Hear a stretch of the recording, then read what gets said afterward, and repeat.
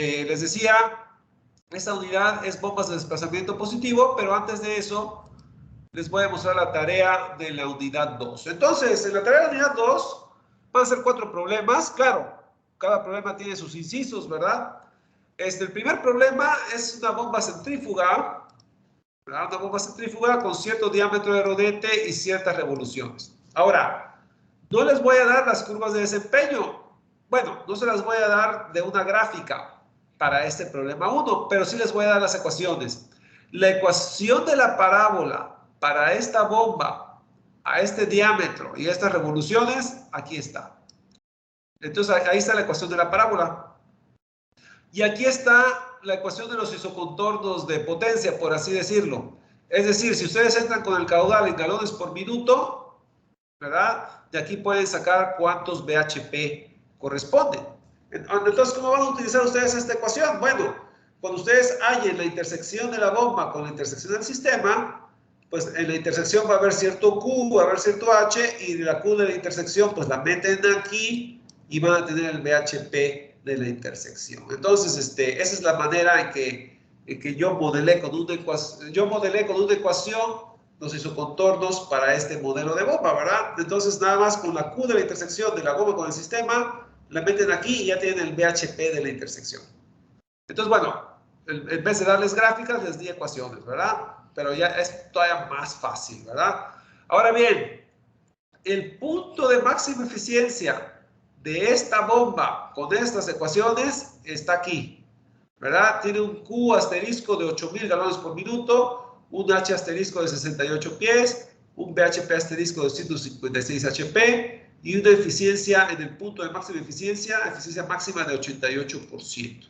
Ahora, a esta bomba ustedes la van a meter en este sistema, ¿verdad? Es un sistema cuya ecuación está dado por una elevación, ¿verdad? Un delta Z. Ustedes van a elevar el flujo unos 5 metros, ¿verdad? Porque el H está en metros. Entonces, ustedes van a elevar el flujo unos 5 metros y las pérdidas por fricción que tienen que vencer es 145 veces Q cuadrada, donde Q está dada en metros cúbicos por segundo. Entonces, ojo con eso, porque esta ecuación está en metros versus metros cúbicos por segundo y esta ecuación está en metros versus metros cúbicos por segundo. Entonces, no, en este caso es compatible, ¿verdad? Yo pensé que estaba en otras unidades. Ojo con la potencia, ¿verdad? Es así que no está en metros cúbicos por segundo. Aquí el caudal lo tiene que meter en galones por minuto. Entonces, nada más, ojo con eso, ¿verdad? Si bien la parábola está en metros cúbicos por segundo versus metros, los BHP, como es HP, ¿verdad? Como es HP, bueno, pues el caudal lo tiene que meter en galones por minuto. Entonces, las unidades no son homogéneas, van a tener que convertir, ¿verdad? Pero lo cierto es que a la hora de que ustedes hagan la intersección del H de la bomba con el H del sistema, ya les di las dos ecuaciones en las mismas unidades. Entonces, aquí no tienen que convertir, van a tener que convertir para los BHP, nada más. Entonces, la pregunta es, cuando ustedes hagan la intersección de la bomba con el sistema, bueno, pues quiero que me calculen los datos de la intersección y que me calculen la eficiencia de la intersección. Obviamente va a haber una Q de intersección, una H de intersección, un BHP de intersección. Y ya con esos datos me van a calcular la eficiencia de la intersección, ¿verdad? Entonces, es el inciso A, es un problema directo, ¿verdad? Si acaso tienen que, pues de alguna manera, poner en práctica cambio de unidades, ¿verdad? Si acaso.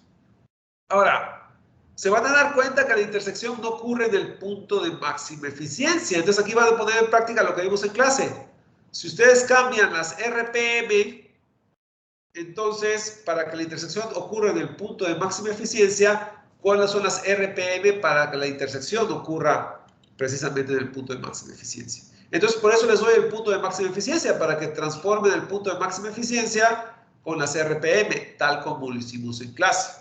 Ahora, recuerden que en clase no se dio la intersección cambiando las RPM, entonces podría o no darse. Me tienen que decir si se da o no se da. Si se da, ya me dicen cuánto vale.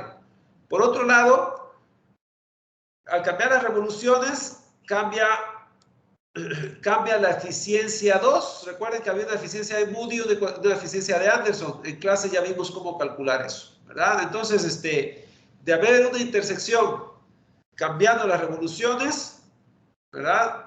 Si hay de haber una intersección en el punto de máxima eficiencia, cambiando las revoluciones, ¿cuáles son esas revoluciones y cuál es la eficiencia de esa intersección de acuerdo a Moody y de acuerdo a Anderson? Y luego me hacen lo mismo cambiando el diámetro del rodete. En el caso de haber intersección en el punto de máxima eficiencia, quiero que me digan cuánto vale el diámetro en centímetros, ¿verdad? Las revoluciones en revoluciones por minuto y el diámetro quiero que me lo digan en centímetros. Y otra vez, de darse la intersección en el punto de máxima eficiencia, quiero que me digan cuánto vale la eficiencia según Moody y cuánto vale la eficiencia según Anderson en la intersección ya con el cambio de diámetro. Entonces, bueno, pues ese es el problema 1, ¿verdad? Ahí me van a poner en práctica cambio de revoluciones y cambio de diámetro para que haya intersección en el punto de máxima eficiencia, ¿verdad? Pero bueno, el inciso A, primero quiero que me digan si la intersección ocurre en el punto de máxima eficiencia o no. Lo más seguro es que no, ¿verdad? Bueno, ese es el problema 1. El problema 2 es un problema de cavitación, ¿verdad? Vamos a suponer, si recuerdan, tenemos un tanque, ¿verdad? Y luego va de aquí a la entrada de la bomba. Y sigue, ¿verdad? Entonces, bueno, las pérdidas por fricción en la tubería, ¿verdad? Las pérdidas por fricción en la tubería las pérdidas por fricción en la tubería, es decir, desde 1 hasta 2, ¿verdad? Que es la entrada de la bomba. Entonces, las pérdidas por fricción de 1 a 2, pues aquí es igual al 15%. Las pérdidas por fricción es el 15% del cambio de elevación. Del delta Z, ¿verdad? Es el 15% del delta Z. De Z1 menos Z2. Entonces, bueno, si lo que se pierde por fricción es el 15% de Z1 menos Z2, bueno, pues eso me lo van a tener que plantear en el balance de energía para hacer el análisis de cavitación, tal como lo vimos en clase, ¿verdad? Simplemente en clase yo les doy un valor de HF. Aquí quiero que el valor de HF sea en función de Z1 menos Z2. Es fácil, nada más tienen que sustituir ahí con la variable 0.15 Z1 menos Z2, donde vean HF y resuelven la ecuación. Realmente eso no les va a dar problemas. Entonces, vamos a suponer que es la misma bomba de 1. Es la misma bomba del problema 1, ¿verdad? Y no solo eso, que la bomba del problema 1 opera en el punto de máxima eficiencia. Entonces, si la bomba del problema 1 opera en el punto de máxima eficiencia, ¿verdad? Y lo que se pierde por fricción entre la toma y la entrada de la bomba es el 15% de Z1 menos Z2, y el agua está a 20 grados centígrados. Recuerden que en clase hicimos un ejemplo con agua a 20 grados centígrados. De ahí me van a sacar el dato de la presión de vaporización, ¿verdad? Entonces, ya con este dato de presión de vaporización, con la bomba del problema 1, ¿verdad? Entonces ustedes de la ecuación de la energía me van a despejar Z1 menos Z2 para evitar cavitación, tal como lo hicimos en clase. Entonces es el mismo ejercicio que hicimos en clase, lo único que cambia es que el HF lo puse como una fracción del cambio de elevación, ¿verdad? Uno como ingeniero, si no conozco el HF y no tiene manómetros para medirlo, uno como ingeniero estima que el HF está entre el 10 y el 15% del cambio de elevación, ¿verdad? Uno hace ese estimado si uno no tiene más datos a la mano, y con eso uno ya saca un estimado de la elevación que uno necesita para evitar cavitación. Es un criterio, ¿verdad?, que es muy útil en la práctica cuando me hacen falta conocer datos y quiero saber más o menos cuánto lo tengo que elevar, ¿verdad? Uno hace ese análisis previo y ya después con la instrumentación uno hace una corrida de prueba y checa, ¿verdad? Pero bueno, es una manera de hacer un cálculo previo a falta de datos, ¿verdad? Entonces, este ejercicio 2 refleja con lo que uno se encontraría en la práctica, ¿verdad? Entonces, entonces es la bomba del problema 1, la bomba del problema 1, el agua, la presión de vaporización lo sacan en el ejercicio de clase, y el HF, si no sabemos cuánto vale, tomamos el criterio que es a lo mucho el 15% del cambio de elevación, ¿verdad? Ese es el problema 2 de la tarea. Vamos con el problema 3. En el problema 3, yo tengo un sistema con esta parábola, ¿verdad? H del sistema versus Q cuadrada, ¿verdad? Igual a esto. Ahora, si se fijan, este es el cambio de elevación, es es el delta Z, ¿verdad? Como pueden ver, son 3.000 pies. 3.000 pies son pues, prácticamente 1 kilómetro, ¿verdad? Entonces, pues no hay una sola bomba que te eleve 1 kilómetro el flujo, más aparte lo que se pide de perfección, ¿verdad? Debido al caudal que uno maneja. Entonces, aquí vamos a manejar 15 bombas en serie, ¿verdad? 15 bombas en serie para poder acarrear el agua a través de este sistema, ¿verdad? Entonces, son 15 bombas en serie. Ahora bien, aquí tienen la curva del sistema. Me tienen que sacar la curva de la bomba, ¿verdad? 15 bombas en serie. En clase ya vimos cómo hacer eso, ¿verdad?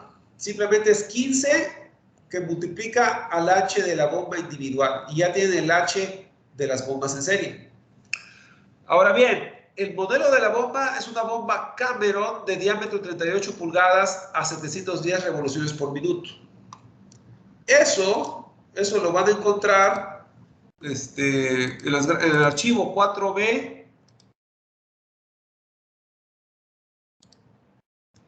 El archivo 4B, ¿verdad? Les decía, es una bomba Cameron, ¿verdad? De 38 pulgadas a 710 revoluciones.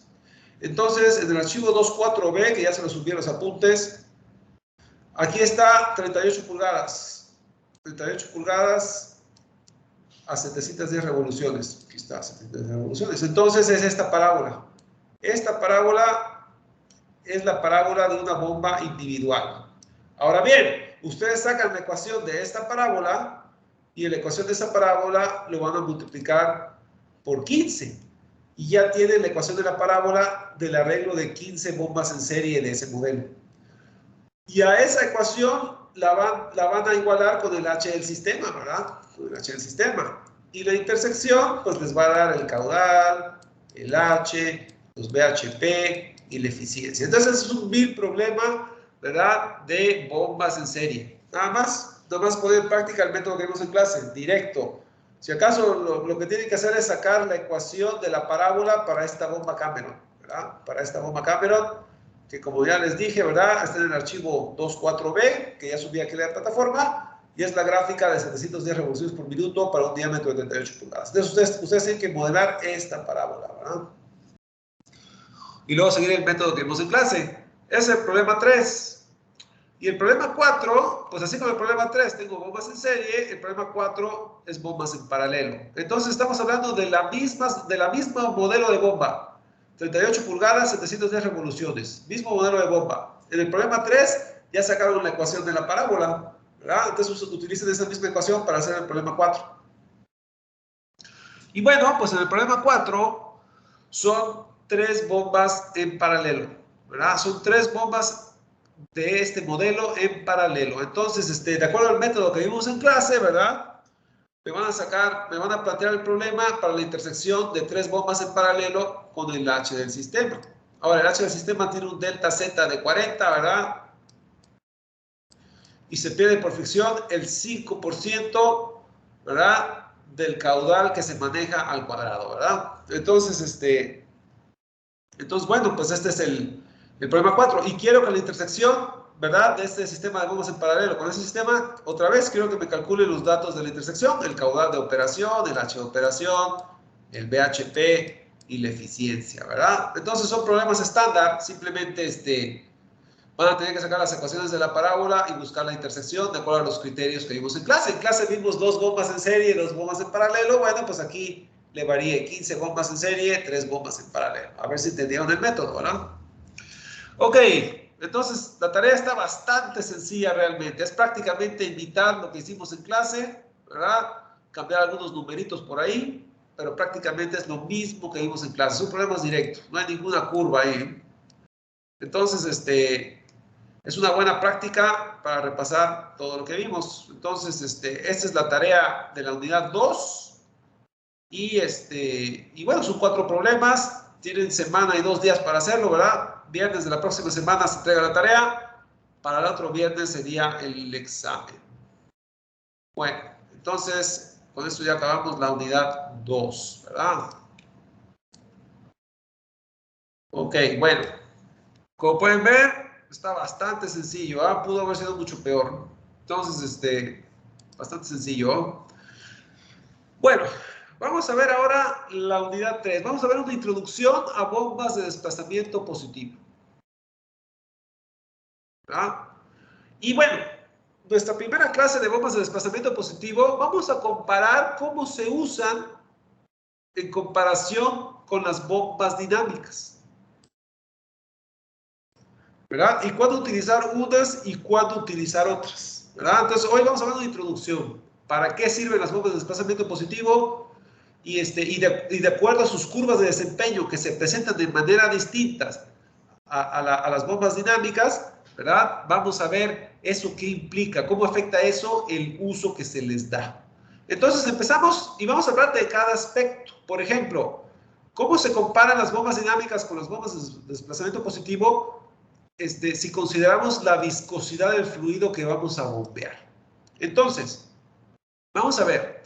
Si nosotros queremos manejar fluidos muy viscosos, por ejemplo, algunos aceites, ¿verdad? Porque normalmente las bombas dinámicas se usan para bombear agua, ¿verdad? A veces hasta alcohol, perdón, o gasolina. Pero ya para manejar, por ejemplo, en sistemas hidráulicos, ¿verdad? Donde uno maneja aceite para empujar pistones, ¿verdad? Sistemas hidráulicos de potencia. Bueno, pues se requiere de fluidos más viscosos, ¿verdad? Algunos aceites. Y cuando queremos manejar fluidos con viscosidad mucho mayor que la del agua, ¿verdad? Entonces, las bombas de desplazamiento positivo son mucho más eficientes que las bombas de Álaves. Las bombas de Álaves son las bombas dinámicas, ¿verdad? Las centrífugas, flujo mixto y las axiales, lo que acabamos de ver en la unidad 2. Entonces, bueno, pues las bombas BDP, ¿verdad?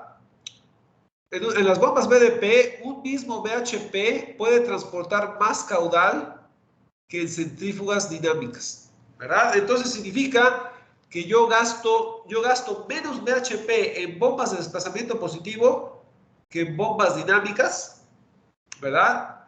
Si yo quiero transportar más caudal. Entonces me ahorro dinero, ¿verdad? Al gastar menos BHP para transportar más caudal al manejar fluidos viscosos, bueno, pues entonces significa que me ahorro dinero si uso bombas de desplazamiento positivo en vez de bombas dinámicas, ¿verdad? Ahora, yo aquí la comparo con bombas centrífugas, porque las centrífugas son las que más altura proveen, ¿verdad? Y típicamente las bombas de desplazamiento positivo son bombas que proveen mucha altura. Entonces, si comparamos las bombas de desplazamiento positivo, que típicamente proveen mucha altura, contra las bombas dinámicas, lo vamos a comparar contra las bombas dinámicas que más altura proveen. Y las que más alturas proveen son las centrífugas. Entonces, aquí las comparaciones se van a hacer con bombas dinámicas en general, pero más que nada con respecto a bombas centrífugas. Entonces, ahora yo les decía, ¿por qué se requiere menos BHP para transportar más caudal en bombas de desplazamiento positivo que en bombas dinámicas? La razón es la siguiente.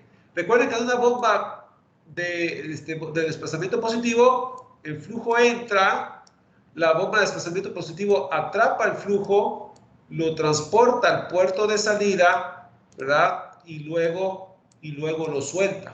Entonces a la bomba de desplazamiento positivo no le importa si el fluido es muy viscoso o poco viscoso, porque lo atrapa, lo acarrea y lo suelta. Ahora, en bombas dinámicas la situación es más complicada. En una bomba dinámica, ¿verdad? Como una bomba centrífuga, el flujo pasa entre álaves, ¿verdad? El flujo pasa entre álaves. Pero al pasar entre álaves va a rozar sobre la superficie de los álaves. Va a rozar sobre la superficie de los álaves. Y cuando un fluido es muy viscoso, cuesta mucho trabajo hacer que roce. Es decir, se requieren mucha fuerza centrífuga, se requieren muchas revoluciones, se requiere mucha potencia para hacer que el fluido deslice sobre los álaves. Entonces se va a gastar mucha potencia para acarrear cierto tipo de caudal, ¿verdad? Es decir, muchas revoluciones, mucha potencia para hacer que el flujo deslice rápidamente. Se requiere de mucho esfuerzo cortante para hacer que eso fluya. Y eso significa mucha potencia para hacer que eso se mueva por la fuerza centrífuga. Entonces, en flujos muy viscosos, si se requiere mucho esfuerzo cortante para hacer que eso se mueva, se requiere mucha fuerza centrífuga. Mucha fuerza centrífuga significa muchas revoluciones. Muchas revoluciones significa mucha potencia. Entonces, mucho VHP en bombas dinámicas versus poco VHP para atrapar, acarrear y soltar. Entonces, bombas de desplazamiento positivo son mucho más eficientes al manejar fluidos viscosos que bombas dinámicas. Simplemente porque fluidos viscosos cuesta mucho trabajo hacer que fluyan sobre superficies, ¿verdad? Entonces, bueno, esa es la situación principal, ¿verdad? Entonces, fluidos muy viscosos, mejor utilicen bombas de desplazamiento positivo en vez de dinámicas. Para agua, gasolina, alcohol, ok, las dinámicas están bien. Pero para fluidos viscosos, como aceites ya de mayor viscosidad, no es buena idea utilizar dinámicas. Entonces, aquí les puse una tabla, nada más para que se den cuenta de las, bueno, aquí les pongo, ¿verdad? Bombas centrífugas se tornan muy ineficientes con fluidos viscosos. Demandan más VHP mientras entregan menos altura y caudal. Entonces, para que se den una idea, aquí les puse en las bombas dinámicas, ¿verdad? En las bombas dinámicas les puse cuánto vale la eficiencia en el punto de máxima eficiencia, típicamente en una bomba centrífuga, de acuerdo a la viscosidad de mi fluido. Por ejemplo, si la viscosidad de mi fluido es igual a la viscosidad del agua, es decir, el cociente es igual a 1, se espera que una bomba centrífuga tenga una eficiencia en el punto de máxima eficiencia alrededor del 85%. Eso es aceptable, ¿verdad? Estoy aprovechando el 85% de la potencia que le meto para bombear. ¿Qué pasa si yo en mi bomba centrífuga ahora quiero utilizar un fluido cuya viscosidad sea 10 veces la viscosidad del agua? Pues ahora una bomba centrífuga típica en su punto de máxima eficiencia va a bajar su eficiencia del 85 al 75%. Ya le cuesta más trabajo. Hay que generar más fuerza centrífuga para hacer que ese fluido 10 veces más viscoso fluya entre álabes. Ahora, ¿qué pasaría si yo quiero utilizar ahora un aceite, ¿verdad? Cuya viscosidad sea, no sé, 100 veces la viscosidad del agua. Pues ahora la eficiencia del punto de máxima eficiencia es el 52%. Entonces, una bomba centrífuga típica, hay muchas, ¿verdad? Pero entre mayor o menor, ¿verdad? De acuerdo al modelo, el punto de máxima eficiencia va a ser alrededor del 50%. Entonces significa que bombas centrífugas, algunas más, algunas menos, van a desperdiciar la mitad de la potencia que uno le meta para bombear un fluido que sea 100 veces más viscoso que el agua. Y de plano, si quiero bombear un fluido 1000 veces más viscoso que el agua, que sí los hay, ¿verdad? La eficiencia del punto de máxima eficiencia apenas el 11% para bombas centrífugas. Entonces, en bombas centrífugas, si yo quiero bombear fluidos viscosos, pues es buen negocio bombear fluidos viscosos todavía decenas de veces mayor que la viscosidad del agua. Pero si ya me acerco a viscosidades cerca de 100 veces la viscosidad del agua, apenas voy a aprovechar la mitad de la potencia que le estoy metiendo para bombear el fluido, ¿verdad? Se va a desperdiciar la mitad de la potencia. Entonces, todavía para fluidos decenas de veces más viscosos que la del agua, pues podría considerarse un negocio relativamente bueno, ¿verdad? Lo ideal es entre 1 y 10 veces la viscosidad del agua. Pero ya arriba de 10, pues podría ser aceptable, pero ya están abajo del 75%. ¿Verdad? Ya le dieron un bajón de 10% al punto de máxima eficiencia. Y eso suponiendo que están operando en el punto de máxima eficiencia, porque no siempre es así, ¿verdad? Entonces, bueno, ahí está una tabla de cuándo deja de ser negocio y cuándo deja de ser útil, ¿verdad? Utilizar bombas dinámicas en fluidos viscosos. Esta tabla es una referencia. Entonces, uno generalmente busca bombear fluidos a lo mucho 10 veces la viscosidad del agua si uno quiere conservar una eficiencia alta. Y ya una eficiencia arriba del 50%, más vale que no sea una viscosidad que se acerque a 100 veces la viscosidad del agua. Eso nada más para que se den una idea de los números. Bueno, eso es en cuanto a viscosidad. Vamos a hablar ahora acerca de carga. Carga significa altura, ¿verdad? Si yo quiero bombear un fluido a cierta altura, bueno, pues obviamente hay diferencias entre las centrífugas y bombas de desplazamiento positivo, ¿verdad? Recuerden, entre las bombas dinámicas, las bombas de álabes, las bombas centrífugas son las que más altura proveen, son las que más H me dan para cierto caudal. ¿verdad? Mientras que las bombas de desplazamiento positivo simplemente, típicamente siempre me dan una buena altura. Ahora, una curva H versus Q de una bomba, de una bomba centrífuga es típicamente una curva parabólica. Significa que si yo quiero cambiar mucho el caudal, que yo voy a bombear, pues el delta P que la bomba le aporta al fluido no es relativamente muy grande, ¿verdad? Porque la parábola está relativamente acostada, ¿verdad? Está relativamente acostada. Entonces, un gran delta Q, pues sí va a haber un cambio considerable en delta P, pero tampoco exagerado, ¿verdad? Y en bombas de desplazamiento positivo, las curvas H versus Q, que típicamente este tipo de bombas, la información no me la dan en curvas H versus Q, me lo da de otra manera. Pero yo podía traducir esas curvas a cierta forma. Y esa forma me dice que que si yo quiero manejar un gran intervalo de alturas, ¿verdad? Las bombas de desplazamiento positivo me entregan más o menos el mismo caudal. Es decir, para alturas grandes me entregan cierto caudal. Y para alturas mucho más bajas me entregan un caudal no muy diferente al otro. Entonces, bombas de desplazamiento positivo para gran intervalo de alturas me entregan más o menos el mismo caudal. Mientras que las bombas centrífugas, alturas altas, caudales bajos. Alturas bajas, caudales altos, ¿verdad? Y las bombas centrífugas, dependiendo de la altura que yo escoja, ¿verdad? Dependiendo de la altura que yo escoja, alta o baja, me pueden entregar un caudal muy bajo o un caudal muy alto. Es decir, la bomba centrífuga puede variar mucho del caudal que me entrega de acuerdo al H que yo quiero entregar. Mientras que las bombas de desplazamiento positivo, ¿verdad? A alturas muy distintas entre sí, el caudal que me entregan es más o menos constante. Entonces, de acuerdo a la forma del H versus Q de las centrífugas y las que resultan en bombas de desplazamiento positivo, estas las hacen mejor candidato para circuitos hidráulicos. En circuitos hidráulicos yo requiero a veces baja presión, a veces alta presión para empujar pistones. Pero lo cierto es que baja presión o alta presión, mi bomba no me va a entregar más o menos el mismo caudal. Y el caudal tiene que ver con la carrera que yo le voy a dar al pistón, ¿verdad?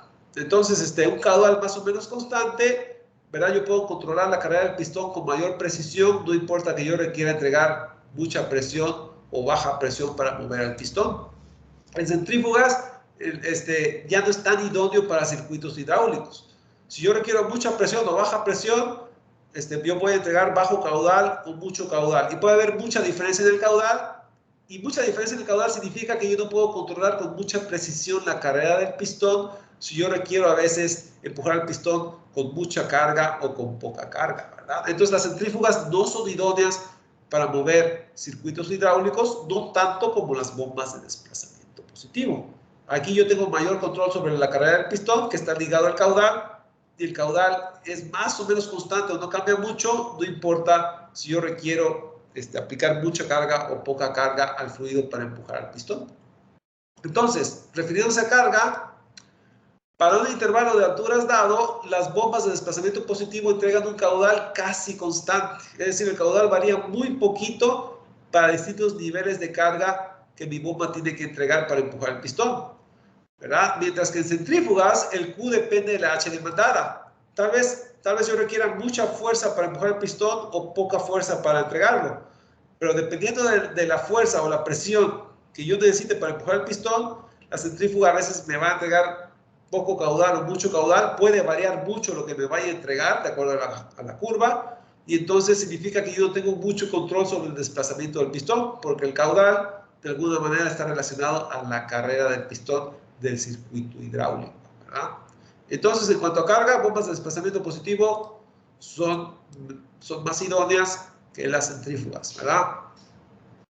Ahora bien, de hecho aquí lo pongo con aquí vamos a ver con más detalle esa situación. Entonces, inicialmente nada más les digo, en circuitos hidráulicos es más conveniente los BDP, simplemente porque me entregan un caudal casi constante, a pesar de que varía la carga. Eso nada más a golpe de vista de las curvas H versus Q, con respecto a las centrífugas. Vamos a ver esta situación con más detalle. Vamos a ver esta situación con más detalle. Cambios en presión corriente abajo de la bomba afectan mucho la eficiencia en bombas centrífugas, pero muy poca en bombas de desplazamiento positivo. Vamos a ver a qué se refiere este comentario. Imagínense que ustedes tienen una bomba, yo tengo una bomba y a esta bomba pues yo la tengo que echar a andar para mover un pistón. Y ese pistón va a encontrar cierta resistencia, ¿verdad? Porque tal vez quiere empujar algo y ese algo a veces es ligero, a veces es pesado. Entonces, la bomba a veces va a requerir empujar poca carga, la bomba a veces va a requerir empujar mucha carga, depende de lo que quiere empujar el pistón. Ahora bien, si es mucha carga, significa que el H de la bomba debe ser muy alto, ¿verdad? Y si es poca carga, entonces el H de la bomba va a ser bajito, ¿verdad? Entonces, es un H alto para gran carga, H bajo para pequeña carga. Recuerden que el H es igual a delta P sobre rho G, ¿verdad? Entonces, mucha carga significa que yo tengo que aplicar mucha presión, el fluido debe venir con mucha presión aquí. Mucha presión aquí significa que la bomba tiene que presurizar mucho. Presurizar mucho significa una gran H, ¿verdad? Entonces, vamos a ver la curva de una bomba centrífuga. La curva H versus Q, si yo tengo gran carga, yo requiero una gran H, ¿verdad? Si yo tengo poca carga, yo requiero una baja H, ¿verdad? Entonces, a veces la carga es alta, a veces la carga es baja. Significa que yo me voy a mover sobre la parábola dentro de este intervalo, ¿no? Dependiendo de la carga que yo necesite. Entonces, ya vimos que a veces la bomba a veces me va a entregar poco caudal, la bomba a veces me va a entregar mucho caudal, ¿verdad? Y el caudal que maneja está relacionado con la carrera del pistón, ¿verdad? Pero bueno, olvidándonos del caudal por ahora, vamos a hablar de eficiencia.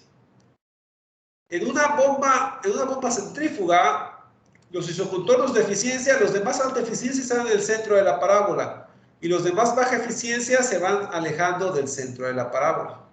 Entonces, si hay gran variedad de carga y yo quiero utilizar una bomba centrífuga para mover el aceite, para empujar el pistón, que ya vimos que el aceite a veces no es buena idea por su viscosidad, bueno, pues aparte de eso, ¿verdad? Aparte de eso, la bomba centrífuga tiene problemas con cómo me va a entregar el caudal y cómo voy a controlar la carrera del pistón. Y aparte de eso, si es mucha la carga o poca la carga, yo a veces voy a estar operando a bajísima eficiencia, a más alta eficiencia, a altísima eficiencia, a eficiencia intermedia, a eficiencia baja. Es decir, la eficiencia puede variar mucho dependiendo de la carga que yo maneje. Entonces, bomba centrífuga no es buena idea para mover pistones, es decir, bomba centrífuga no es buena idea para ajustarme a distintas cargas, ¿verdad? Entonces, no es buena idea. Ahora, si esto fuera una bomba de desplazamiento positivo, las curvas de rendimiento de bombas de desplazamiento positivo vienen pues expresadas de tal manera que a veces yo requiero un delta P bajito, ¿verdad? A veces requiero un delta P más grande y a veces un delta P más grande. Dependiendo del delta P que yo requiera, ya sea delta P1, delta P2 o delta P3, que puede haber mucha diferencia entre las tres, ¿verdad? Lo cierto es que si yo echo esto a andar a ciertas revoluciones por minuto, de acuerdo a las revoluciones por minuto que yo escoja, ¿verdad? El delta P que yo requiera para mover el pistón, de todos modos, del delta P1 al delta P3, aunque haya mucha diferencia entre los delta P, vemos que la eficiencia varía poco, ¿verdad? Las curvas de rendimiento de bombas de desplazamiento positivo típicamente son revoluciones por minuto versus, entre otras cosas, eficiencia. Entonces, para ciertas revoluciones por minuto de mi bomba, de acuerdo al delta P que yo quiero, es cualquiera de estos isocontornos. Pero típicamente los isocontornos están pegaditos entre sí, aunque los delta P varíen mucho.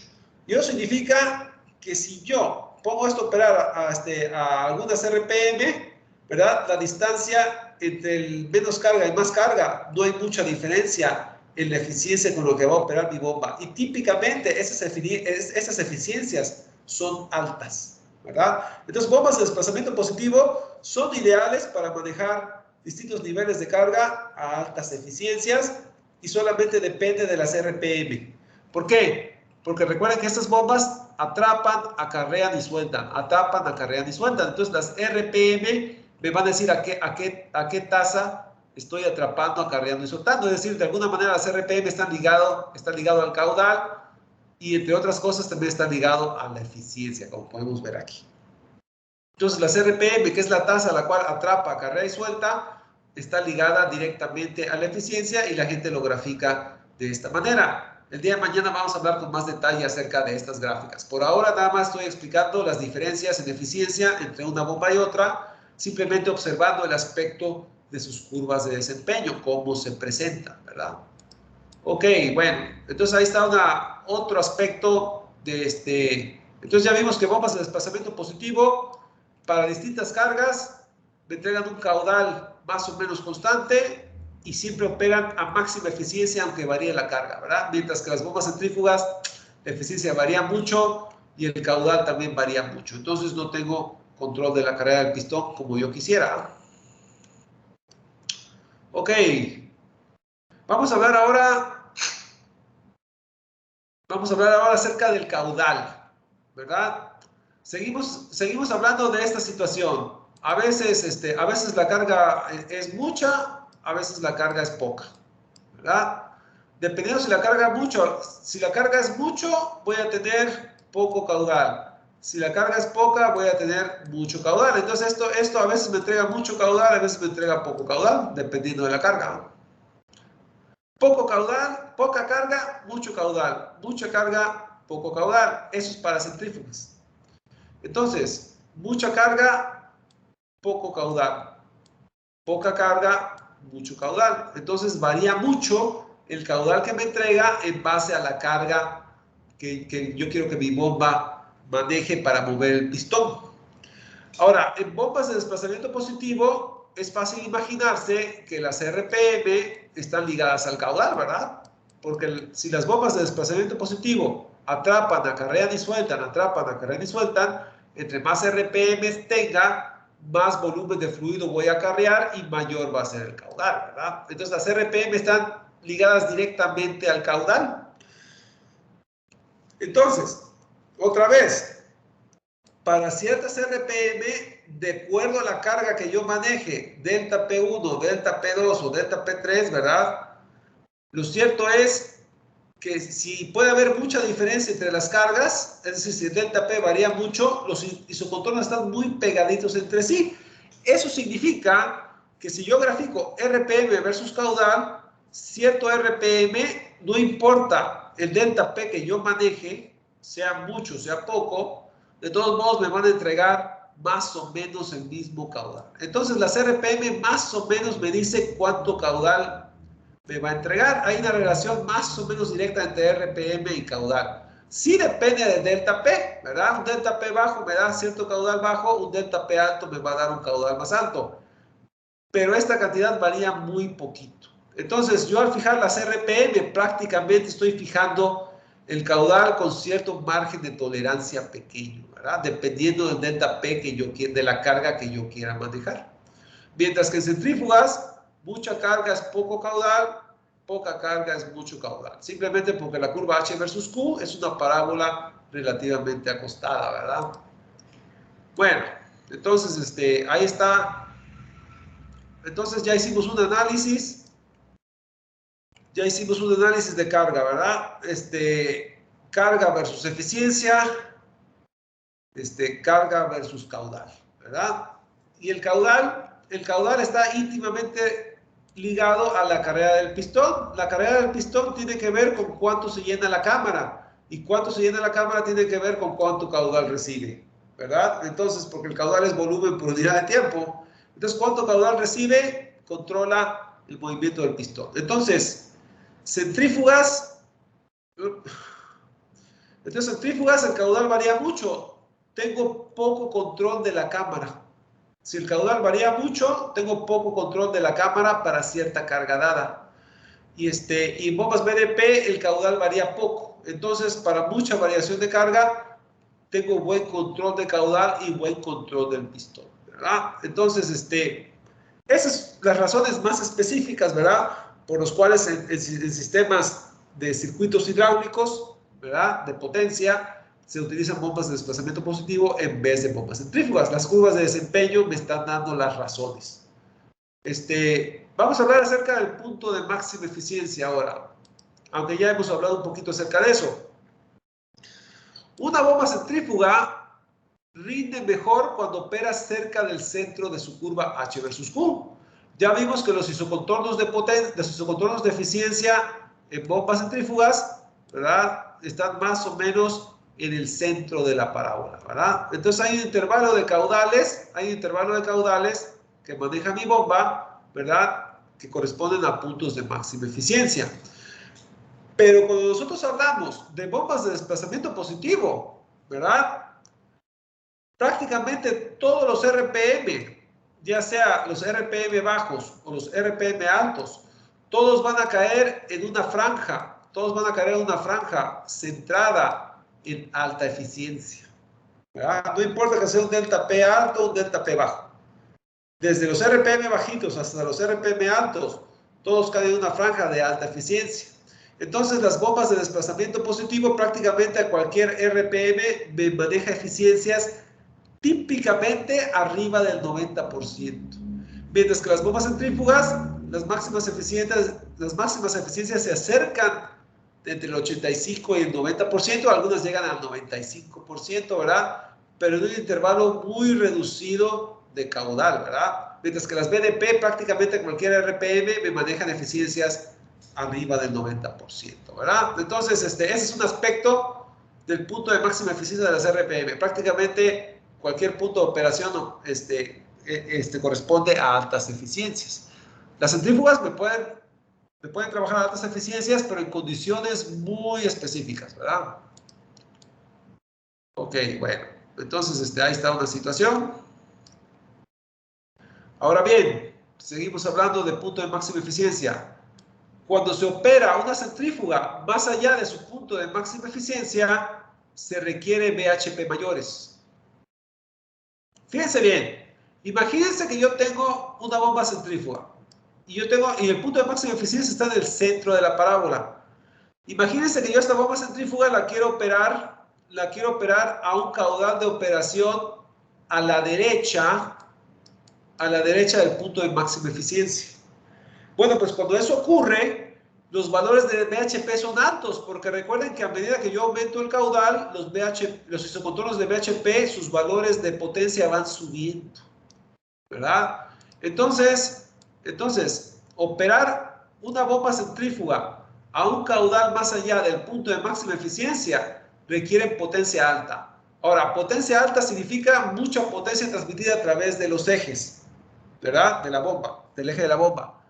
Y significa mucha fricción, y toda bomba tiene sellos, ¿verdad? Es decir, el eje está pegado a la bomba, ¿verdad?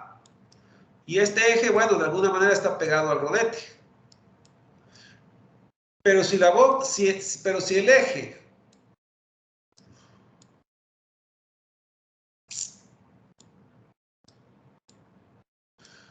el eje está rotando, entonces tiene que haber un claro en las uniones del eje con la cubierta de la bomba, ¿verdad? Con la carcasa, con la voluta.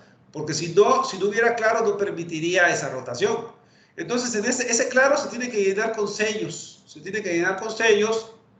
Para que el líquido que yo esté bombeando no se filtre por ahí.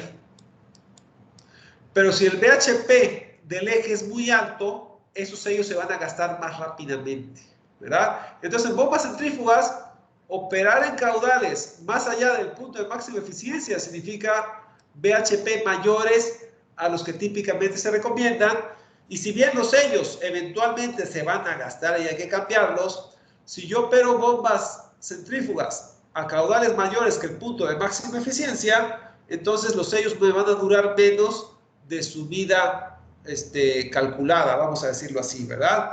Y recuerden que si utilizamos bombas centrífugas en sistemas de circuitos hidráulicos de potencia, pues a veces la carga va a ser alta, a veces la carga va a ser baja. Entonces, a veces voy a requerir baja potencia, a veces voy a requerir alta potencia. Entonces, me voy a ver en muchas situaciones donde voy a operar en puntos de operación arriba, bueno, con mayor caudal que el punto de máxima eficiencia, y muchas veces voy a estar operando la potencia por encima, ¿verdad?, de la de diseño, que significa que los sellos pues se van a gastar más rápidamente. Ahora, eso es un costo de mantenimiento que me va a salir más caro. Pero también el hecho de que yo opere a los BHP arriba del punto de máxima eficiencia, ¿verdad?, significa que mi eficiencia ya baja. La eficiencia en este punto de operación a la derecha del punto de máxima eficiencia tiene una eficiencia menor que la eficiencia máxima. Entonces también estoy gastando más combustible, más energía eléctrica para operar en este punto. Entonces, traducido significa que se incrementa el costo, ya sea por consumo de combustible o energía eléctrica o por cambio de piezas como sellos, ¿verdad? Mayor potencia significa mayor desgaste. Entonces, bombas centrífugas en circuitos de potencia hidráulicos no es buena idea porque muchas veces voy a estar operando, ¿verdad?, así como a la izquierda del punto de máxima eficiencia, muchas veces voy a estar operando a la derecha también, y eso me va a costar más dinero. Mientras que en las bombas BDP, ¿verdad?, si vemos las curvas de desempeño, vamos a ver que para mucha carga o poca carga, una vez que yo fijé las RPM de mi bomba, vamos a ver que la potencia de entrada que le tengo que meter a mi motor para hacer esas RPM posibles, ¿verdad?, vamos a ver que la potencia de entrada son valores no muy altos, son valores más bajos que los valores que yo requeriría en bombas centrífugas, ¿verdad? Porque en bombas centrífugas se hacen menos eficientes para cierto intervalo de valores, pero las bombas de desplazamiento positivo pues típicamente tienen altas eficiencias. Significa que no voy a gastar más potencia de la que requiero, significa que la potencia es relativamente baja para mucha carga o poca carga, para ciertas revoluciones por minuto. Entonces, las BDP también no requieren tanta potencia para operar, requieren valores moderados de potencia para operar prácticamente cualquier RPM, mientras que las centrífugas podrían operar a potencias moderadas en el punto de máxima eficiencia. Pero si las utilizo en circuitos hidráulicos, no siempre voy a estar operando ahí. Y entonces eso significa que me va a costar más dinero, tanto el mantenimiento como el consumo de energía, ¿verdad? Y bueno, hay otras características de las cuales vamos a hablar mañana porque ya se acabó la hora, ¿verdad? Entonces mañana hablamos de cavitación y otras cosas. Entonces, bueno, esta es una introducción de la unidad 3. Vamos a subir la punta de la plataforma. Entonces, en archivos, si se van a materiales de clase y tareas, fíjense que ya les subí la tarea 2, ya está ahí. ¿Verdad? Ahí está la tarea que les expliqué el día de hoy. Ahora voy a subir el apunte del día de hoy. El día de hoy empezamos la unidad 3. Voy a hacer una carpeta nueva. Entonces vamos a llamarla unidad 3. Ahí está. Y ahí voy a subir el apunte de hoy. Entonces, el apunte de hoy es la unidad 3.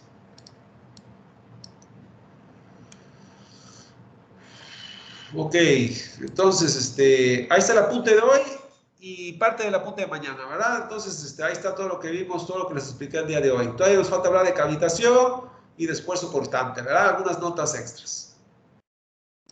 Bueno, entonces, esta es la clase de hoy. Antes de despedirme, ¿alguna pregunta o comentario? Todo bien, profe. Todo claro, ¿verdad? Bueno, está bien. Entonces, dejo de grabar.